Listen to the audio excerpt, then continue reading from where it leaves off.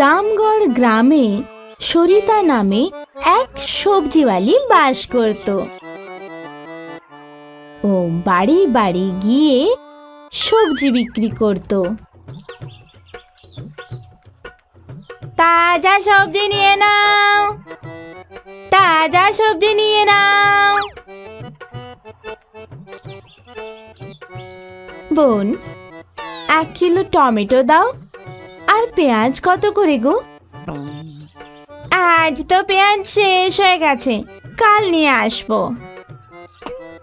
তাজা সবজি নিয়ে নাও, তাজা সবজি। এইভাবেই সরিতা এক এক বাড়ি গিয়ে সবজি বিক্রি করত। সকলে ওর থেকে কিছু না কিছু সবজি কিনত। বিকেল পর্যন্ত ওর সব সবজি বিক্রি হয়ে যেত। আর ক্লান্ত পরিশ্রান্ত সরিতা সব টাকা নিয়ে বাড়ি ফিরে আসতো। আজ তো সব সবজি বিক্রি করে দুগুণ লাভ হয়েছে। সবজি বিক্রি করে যে লাভ হয়েছিল তাতে সরিতার উৎসাহ বেড়ে গেছিল। ও ভাবলো যে ও মন্ডি থেকে আরো সবজি কিনে নিয়ে আসবে আর নিজের ব্যবসা বাড়াবে। দাদা, এই পেঁয়াজের তো প্রচুর দাম। সরিতা বোন, বাজারে পেঁয়াজের খুব অভাব, এই জন্য পেঁয়াজের দাম 4 গুণ বেড়ে গেছে। ব্যবসায়ীর কথা শুনে সরিতার মনে লোভের সৃষ্টি হলো। যদি বাজারে সব পেঁয়াজ আমি কিনে ফেলি তাহলে সকলকে আমার থেকেই পেঁয়াজ কিনতে হবে।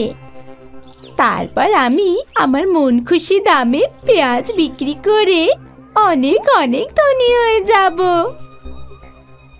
দাদা, আপনি এক কাজ করুন, এই পুরো টাকাটার আমাকে পেঁয়াজ দিয়ে দিন। পেঁয়াজ কিনে সরিতা সব পেঁয়াজ নিজের বাড়ি নিয়ে গেল। ও মনে মনে এগুলোকে বিক্রি করে ধনী হওয়ার স্বপ্ন দেখছিল। ভাবতে ভাবতে সরিতার লোভ আরো বেড়ে গেল। ও ভাবলো ও আশেপাশের সব গ্রামেরই পেঁয়াজ কিনে নেবে, তাহলে তো সকলকে ওর থেকেই পেঁয়াজ কিনতে হবে। কিন্তু আমার কাছে আর পেঁয়াজ কেনার টাকা নেই। সরিতা কিছুক্ষণ ভাবলো আর তারপরে নিজের আলমারি থেকে নিজের দামি সোনার গয়না বের করলো। এগুলো বিক্রি করে আমি পেঁয়াজ কিনবো। সরিতা পরের দিন বাজারে গেল আর গয়না বিক্রি করে যা টাকা পেয়েছিল ও সেই টাকা দিয়ে আশেপাশের সব গ্রামের বাজারের পেঁয়াজও কিনে নিয়েছিল। এখন তো আমার কাছে ছাড়া আর কারুর কাছে পেঁয়াজ নেই। এবার সকলকে আমার মন খুশি দামে পেঁয়াজ কিনতে হবে। সরিতা সব পেঁয়াজ বাড়ি নিয়ে এলো আর সেগুলো একটা অন্ধকার ঘরে রেখে দিল। এখন কিছুদিন লোকেদের একটু মুশকিলে ফেলি, সঠিক সময়ে এগুলোকে 10 গুণ দামে বিক্রি করব। এবার এখানে একটা তালা লাগিয়ে দিই যাতে আমার পেঁয়াজ কেউ চুরি না করে নেয়। পেঁয়াজের অভাবে সারা গ্রাম অস্থির হয়ে উঠেছিল। সারা গ্রামে কোথাও পেঁয়াজ পাওয়া যাচ্ছে না। সরিতাও বাড়ি বাড়ি গিয়ে সবজি বিক্রি করছিল। তখনও লোকেদের পেঁয়াজের জন্য অস্থিরতা দেখল। সরিতা বোন, তোমার কাছে পেঁয়াজ আছে?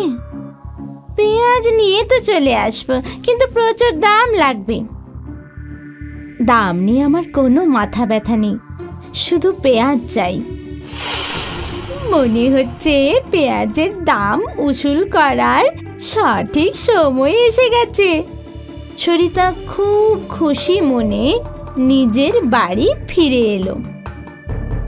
ও ভাবলো ও সব পেঁয়াজ বিক্রি করে খুব তাড়াতাড়ি ধনী হয়ে যাবে।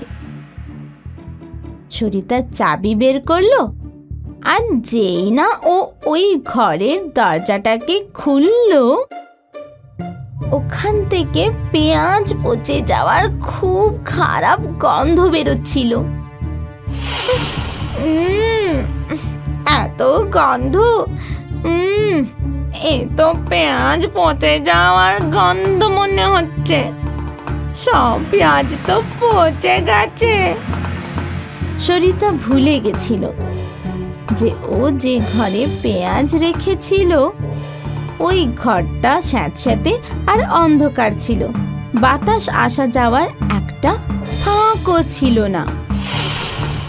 অন্ধকার ঘরে আলো বাতাসের অভাবে সব পেঁয়াজ পচে গেছিল, আর ওগুলো থেকে খুব বাজে গন্ধ বেরোচ্ছিল। এই দেখে সরিতা নিজের মাথায় হাত চাপড়াতে শুরু করলো। হে ভগবান, সব পেঁয়াজি তো পচে গেছে। আমার সব টাকা নষ্ট হয়ে গেল। আমি ধনী হতে পারবো না।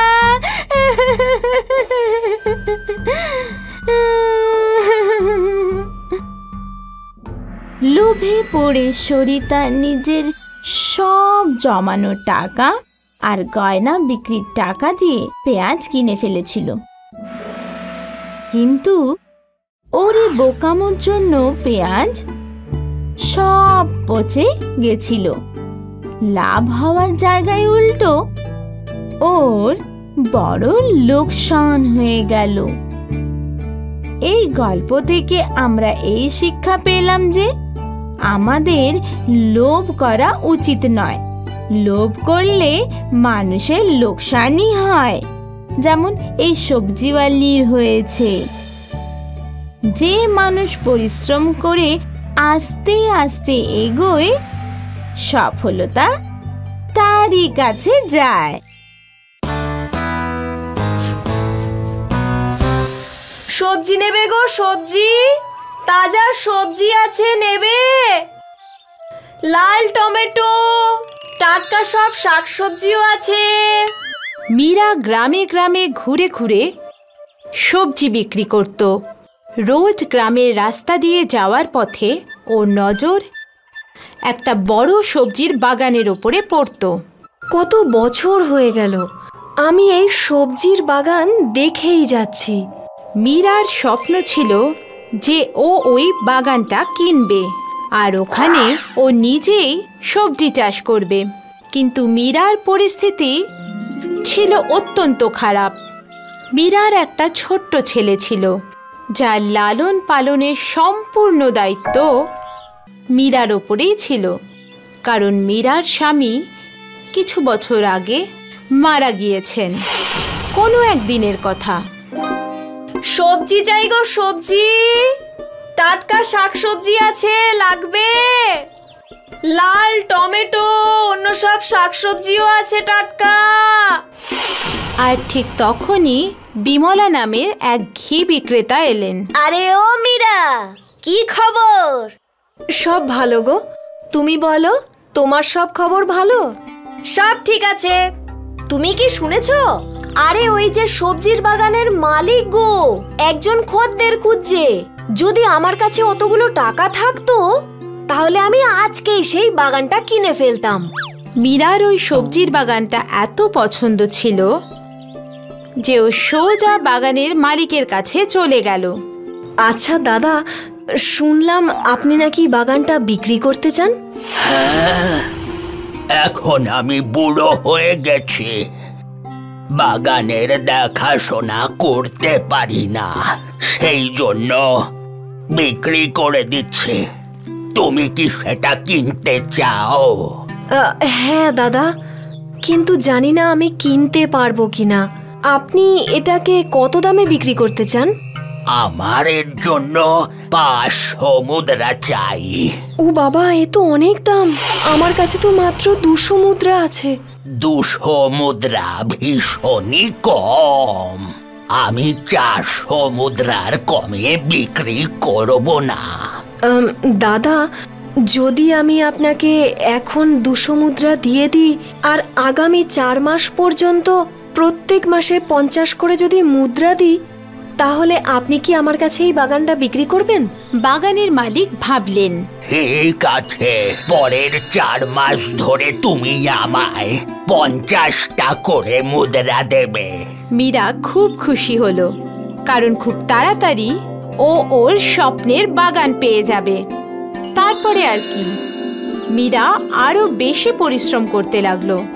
ও রোজ আরো বেশি সবজি কিনে বিক্রি করতে শুরু করলো। এর ফলে ও অনেক বেশি টাকা রোজগার করতে লাগলো। রোজ মীরা একটু একটু করে টাকা জমাতে লাগলো। এরপর থেকে মীরা বিকেল বেলাও গ্রামে ঘুরে ঘুরে আরো বেশ কিছু জিনিস বিক্রি করতে শুরু করলো। 1 মাস পরে মীরা বাগানের মালিককে 50 মুদ্রা দিল। মীরা খুব খুশি ছিল। মীরা রোজ কঠোর পরিশ্রম করতেই থাকলো। ও সকালে সবজি আর বিকেলে অন্যান্য জিনিস বিক্রি করতে থাকলো। দেখতে দেখতে মীরা আগামী 4 মাসের মধ্যে বাগানের মালিককে তার সব পাওনা মিটিয়ে দিল। খুব ভালো মীরা, এখন এই বাগান তোমার হলো। এটাকে ভালো করে যত্ন করো। মীরা তার বাগান কেনার স্বপ্নটা পূরণ করে ফেলল। এখন থেকে মীরা তার নিজের বাগানেই সবজির চাষ করতে শুরু করলো। আর অন্যান্য সবজি বিক্রেতারা মীরার কাছ থেকে সবজি কিনে নিয়ে যেতে লাগলো। মীরার পরিশ্রমই ওর জীবনকে আরো সুন্দর করে তুলল। আর ওর ছেলেও ভালো স্কুলে পড়াশোনা করতে লাগলো। আর মীরার জীবন সুখের হয়ে গেল। এই জন্যই বলে, যেসব মানুষ পরিশ্রম করে তারা কখনোই হারে না।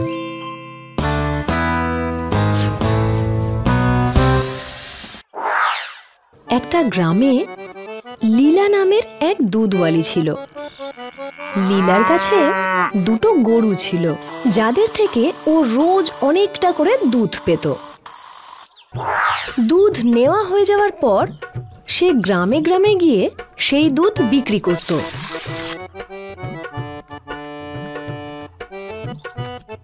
লীলার এক বান্ধবী ছিল, মিনা, যার বিয়ে গ্রামের এক বড় ব্যবসায়ীর সাথে হয়েছে। লীলা যখনই সেই গ্রামে যেত, তখনই সে তার ওই বান্ধবীর বাড়িতে যেত গল্প করার জন্য। একদিন লীলা তার সেই বান্ধবীর সাথে দেখা করতে গেল। মিনা, মিনা, আসছি লীলা। কি ব্যাপার, আজকে এত সেজেগুজে ঘুরে বেড়াচ্ছিস যে? আরে, আজকে আমার স্বামীর কয়েকটা বন্ধু বান্ধব আমাদের বাড়িতে আসছে। আচ্ছা, আরে হারটা তো দেখছি নতুন। হ্যাঁ, ও কালকে এটা উপহার দিয়েছে। কি সুন্দর না? হ্যাঁ, খুব সুন্দর হার। কত দাম বলতো? এই ধর 1000-2000 টাকা। 1000-2000? বাবারে, আমি তো স্বপ্নেও কোনোদিন ভাবতে পারবো না। ওরে বোকা, খুব বেশি টাকাও নয় কিন্তু। যখন তোর বিয়ে হবে তখন তোর স্বামীও তোকে এইরকম হার উপহার দেবে। লীলা হারের দামটা শুনে চিন্তায় পড়ে গেল। লীলা মিনার বাড়ি থেকে বেরিয়ে যায়। সারা রাস্তায় হাঁটতে হাঁটতে সে ওই হারটা সম্বন্ধেই ভাবছিল। আমিও কি কোনোদিন মিনার মতো সোনার হার পরতে পারবো? ওর বিয়েটা তো খুব বড়লোক ব্যবসায়ীর সাথে হয়েছে। উনি ওকে দামি দামি সোনার হার উপহার হিসেবে দিতেই পারেন। কিন্তু আমার কি হবে? আমার বিয়ে যদি কখনো কোনো গরিবের সাথে হয়, তাহলে তার থেকে বরং আমিই নিজে থেকে টাকা জমিয়ে এরকম হার বানিয়ে নিই। কিন্তু আমার কাছে টাকা পয়সা জমেটাই বা কোথায়? লীলা এইরকমই সব ভাবতে ভাবতে হেঁটে এগিয়ে যাচ্ছিল। তখন হঠাৎই তার চোখ পড়ে নদীর পাড়ে বসে একজন দুধে জল মেশাচ্ছে, যার নাম হলো নাথু। এ তো চোখের সামনে দুধে জল মেশাচ্ছে। ওর কাছে দুটো বাড়িও আছে। আমারও বোধহয় তাহলে ওরই মতো দুধের মধ্যে জল মিশিয়ে বিক্রি করা উচিত। এইভাবে আমি প্রচুর টাকা রোজগার করতে পারবো। এইরকম ভেবে লীলা খুব খুশি হয়ে গেল। পরের দিন লীলা রোজের মতো গরুদের থেকে দুধ দুইয়ে নিল আর তারপর তার মধ্যে অর্ধেক জল মিশিয়ে দিল। লীলা সেই দুধ নিয়ে গ্রামে গেল। ও সেই দুধ গ্রামের সবাইকে বিক্রি করলো। এবার তার কাছে দ্বিগুণ টাকা ছিল। আরে বাহ, আজকে তো আমি দুগুণ টাকা রোজগার করেছি। আর এইভাবেই চলতে থাকলে তাহলে তো আমি খুব তাড়াতাড়ি হাল কিনে ফেলতে পারবো। লীলা রোজই এরকম দুধে জল মিশিয়ে বিক্রি করতে থাকে। ও খুব খুশিতে ছিল, কারণ এখন ও বেশি টাকা উপার্জন করছে। এরকমই একটা দিনের কথা। লীলা নদীর ধারে বসে তার উপার্জনের অর্থ গুনছিল। 201, 202, 203। আরে বাহ, আমার কাছে তো 200-র থেকেও বেশি টাকা আছে, তাও আবার 1 মাসে। তার মানে হলো আর মাত্র 5 মাসেই আমি ওই হাটটা কিনে ফেলতে পারবো। লীলা খুব খুশি ছিল। সে নদীর ধারে বসে একটু বিশ্রাম করবে ভাবল। যখন লীলা নদীর ধারে বসে ঘুমিয়ে পড়ে, তখন সেখানে এক বাঁদর আসে আর সে লীলার অর্থের থলিটা তুলে নেয়।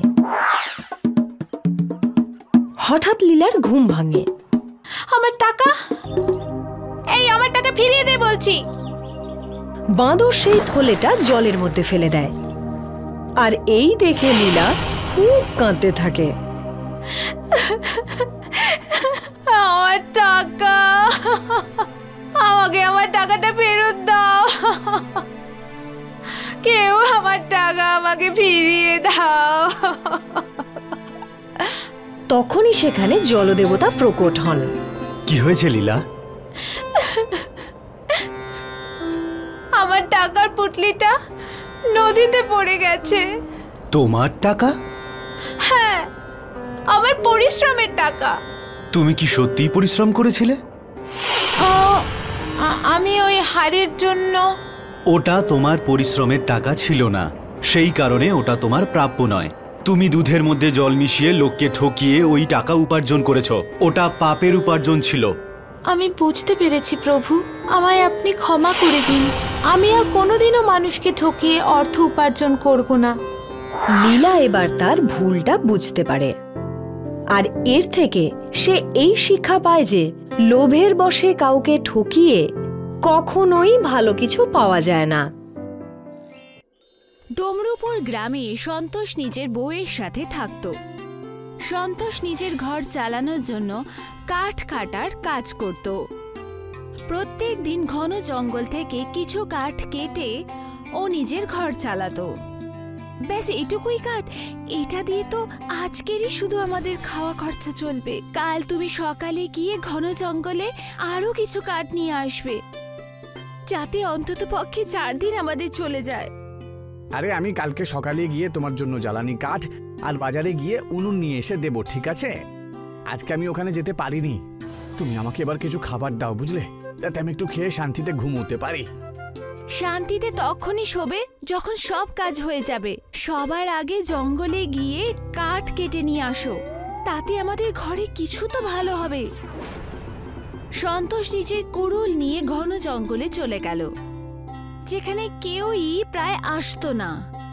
যখনই সন্তোষ কাঠ কাটার জন্য গাছের ওপরে চড়ে বসলো, গাছের ডাল সন্তোষের ওজন নিতে পারল না আর সন্তোষ নিচে পড়ে গেল। ও দেখলো চারপাশে শুধু পেঁয়াজ আর পেঁয়াজ। কুয়োর একদম ভেতরে একটা আওয়াজ এলো। শান্ত হও, তাড়াহুড়ো করো না, আমি হলাম একটা জাদু কুয়ো, ভয় পেও না। কি তার মানে কি ভয় পেও না মানে? এখানে এখানে আমার প্রাণী সংকটে পড়ে গেছে আর আপনি আমাকে বলছেন ভয় পাবো না?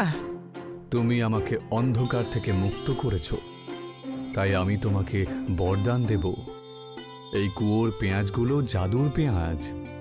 এতে বরদান রয়েছে, যে পেঁয়াজগুলোকে খাবে সে দুটো হয়ে যাবে, তার মানে তার আরো একটা ছবি হয়ে যাবে, যাকে দেখতে একদম ওর মতনই হবে আর ওর মতনই কাজ করবে আর কথা বলবে। যদি তাই হয় তাহলে আমার খুব উপকার হবে গো। জমিতে লাঙল চালানোর সময়, তারপরে কাঠ কাটার সময়, এরকম আরো অনেক আছে। বেশি খুশি হয়েও না। এই পেঁয়াজ ততক্ষণই কাজ করবে যতক্ষণ সূর্যের আলো থাকবে। যেই সূর্যের আলো চলে যাবে সঙ্গে সঙ্গে পেঁয়াজের ক্ষমতা উধাও হয়ে যাবে। এটা শুনে সন্তোষ পেঁয়াজ নিয়ে কুয়ো থেকে বাইরে বেরিয়ে গেল। সন্তোষ আনন্দে অট্টহারা হয়ে গেল। এই যে গিন্নি, শুনতে পাচ্ছ? এই দেখো আমি কি নিয়ে এসেছি, দেখো। আরে তুমি এত তাড়াতাড়ি চলে এলে? আর এটা কি? হাতে শুধু পেঁয়াজ? এটা কি করলে তুমি? পেঁয়াজ দিয়ে কি আমরা ঘরে আচার বানাবো? তারপর সন্তোষ গুঞ্জনকে সব খুলে বলল, আর গুঞ্জন তার এই কথাকে মিথ্যে ভেবে রান্নাঘরের দিকে চলে গেল। সন্তোষ পেঁয়াজ খেয়ে নিল, আর তারপর ওখানে দুজন সন্তোষ চলে এলো। আরে গুঞ্জন, এই দেখো দেখো, আমি সত্যি সত্যি দুজন হয়ে গেছি। হে ভগবান, আমার তো মাথা ঘুরছে। এটা কি করে সম্ভব? সন্তোষ এটা বলে আরেকটা পেঁয়াজ খেয়ে নিল, আর দেখতেই দেখতে ও 2 থেকে 3 হয়ে গেল। হে ভগবান, আমার তো মাথা ঘুরছে। এটা কি করে সম্ভব? তারপর আর কি, সন্তোষ সুযোগে সৎ ব্যবহার করলো। সন্তোষের যখনই কোনো কাজ থাকতো, সন্তোষ একটা পেঁয়াজ খেয়ে নিত। যেমন কি খেতে গরু চড়ানো, জঙ্গল থেকে কাঠ কেটে আনা, বা হাটে গিয়ে বাজার করে আনা, আরো অন্যান্য কিছু। এই যে শোনো, আজকে তুমি 2টো পেঁয়াজ খেয়ে নিও। আমাদের খেতে আজকে বউনি করতে হবে, আর বাজার থেকে খাদ্য নিয়ে আসতে হবে। আরে আরে, তুমি একদম চিন্তা করো না এসব নিয়ে। আরে আমি আগে থেকেই 2টো পেঁয়াজ কুয়ো থেকে এনে রেখেছি। আমি এগুলো খেয়ে সারা দিনে সব কাজ শেষ করে ফেলবো। সম্ভব হলে আমাকেও দিয়ে দাও। আজকে ঘরে অনেক কাজ আছে, পুরো ঘরের ধোয়া মোছা করতে হবে, আর সাথে সাজাতেও হবে। সন্তোষ আর গুঞ্জন দুজনে ওই জাদুই পেঁয়াজ খেয়ে নেয়, আর তখনই জাদুই পেঁয়াজের কৃপায় ওরা দুজন হয়ে যায় আর সব কাজ করে নেয়। জাদুই কুয়োর রহস্যের গল্প সন্তোষের ছোটবেলার বন্ধু পেয়ারেলাল জানতে পেরে যায়। ও জানতে পেরে যায় যে সন্তোষ সব কাজ নিজে একলাই করছে, কোনো রকম সাহায্য ছাড়াই। এই সন্তোষের কিছু একটা করতে হবে। পুরো জমিটা দেখছি ও একাই নিরেন করে ফেললো, এমনকি কাউকে ডাকলোও না ও। আর কদিনের মধ্যেই একটা মাটির ঘর থেকে একটা দালান তুলে ফেললো, আর সেটাও কয়েকদিনের মধ্যেই। এমন কি জিনিস পেয়েছে বলতো? হ্যাঁ হ্যাঁ, সেটাই তো দাদা, আমিও তো সেদিন শুনলাম ও একটা গাড়ি নেবার কথা বলছিল। এই সব কিছু দেখে পেয়ারেলাল সন্তোষের ধাওয়া করলো, আর ওকে ধাওয়া করতে করতে ওর বাড়ি পৌঁছে যায়। আর ওখানে গিয়ে দেখলো যে সন্তোষের বাড়ি আগের থেকে অনেক বড় হয়ে গেছে। যাও, গিয়ে আরো কিছু পেঁয়াজ নিয়ে এসো, যাতে সব কাজ হয়ে যায়। হ্যাঁ হ্যাঁ গিন্নি, আমি যাচ্ছি। হ্যাঁ, আর সম্ভব হলে এইবার গিয়ে অনেক পেঁয়াজ খেও। আমার বাপের বাড়িতেও কিছু কাজ করানোর আছে, আমি আমার ভাইদের বেশি কষ্টে দেখতে পারবো না। পেয়ারেলাল সন্তোষের পেছনে আবার ধাওয়া করে, আর দেখে যে সন্তোষ জাদুই কুয়োর ভেতরে যাচ্ছে, আর ওই কুয়ো থেকেও পেঁয়াজ নিয়ে এসে খাচ্ছে। পেঁয়াজ খেতেই সন্তোষ 1 থেকে 2 হয়ে গেল। এই দৃশ্য দেখে পেয়ারেলাল একদম হতভম্ব হয়ে যায়। আচ্ছা, তাহলে এই ব্যাপার। এই জাদুর কুয়োর সাহায্যেই বেটা সন্তোষ এত উন্নতি করে ফেলেছে, এতক্ষণে আমি বুঝতে পারলাম। পেয়ারেলাল ওই কুয়োর ভেতরে ঢুকে গেল, আর ওখানে গিয়ে ও ওই পেঁয়াজগুলো খেয়ে নিল। কিন্তু পেয়ারেলালের লোভের কারণে আর পেঁয়াজ খেতেই পেয়ারেলাল কুয়োর মধ্যে ঢুকে গেল। পাপী লোক, ওই গাঠুরিয়ার উন্নতি হচ্ছে, তোর সেটা দেখতে পছন্দ হচ্ছে না, আর তুই এখানে চলে এলি আমার কাছে। নে, এবার শাস্তি পা, তুই শাস্তি পা। আরে আরে আরে আরে কেউ বাঁচাও, আরে আমি ভেতরে ঢুকে যাচ্ছি তো, বাঁচাও, কে আছো, বাঁচাও, মরে যাব, বাঁচাও। প্যারে লালের আওয়াজ শুনে সন্তোষ ওকে সেখান থেকে উদ্ধার করে। আজকে তুই বেঁচে গেলি, কিন্তু এরপর যদি তুই কু আর সন্তোষের দিকে নজর দিয়েছিস তোর অবস্থা খারাপ করে দেব। আর এইটুকু শুনেই প্যারে লাল নিজের লেজ উঠিয়ে পালাতে শুরু করলো। আর সব কথা সন্তোষ বাড়িতে গিয়ে কুঞ্চনকে বলল। প্রথমে তো কুঞ্চন ভয় পেয়ে গেছিল, কিন্তু পরে সন্তোষকে সুস্থ সবল দেখে ও ওকে বলল, ধন্যবাদ যে তুমি ভালো আছো, না জানি কি হয়ে যেত, আমি তো এটা ভাবতেও পারি না গো। ভগবান যেন আমাদের উপরে আর কোনো অসুবিধা না দেয়, কারোর যেন খারাপ নজর না লাগে, সবকিছু যেন ভালো হয়। সন্তোষ আর গুঞ্জন নিজের আগের জীবন খুব ভালোভাবে কাটাতে থাকে।